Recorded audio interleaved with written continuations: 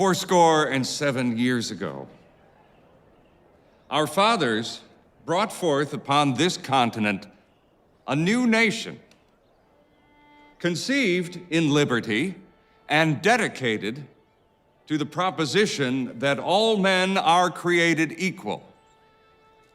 Now, we are engaged in a great civil war, testing whether that nation or any nation so conceived and so dedicated can long endure. We are met on a great battlefield of that war. We have come to dedicate a portion of that field as a final resting place for those who here gave their lives that that nation might live. It is altogether fitting and proper that we should do this.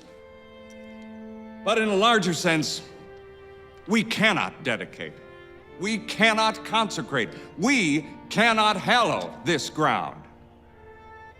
The brave men, living and dead, who struggled here have consecrated it far above our poor power to add or detract. The world will little note nor long remember what we say here, but it can never forget what they did here.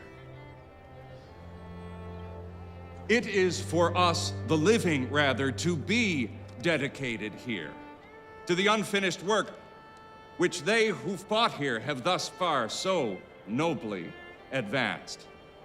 It is rather for us to be here dedicated to the great task remaining before us, that from these honored dead we take increased devotion to that cause for which they here gave the last full measure of devotion.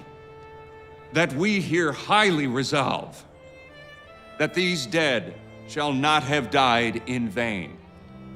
That this nation, under God, shall have a new birth of freedom.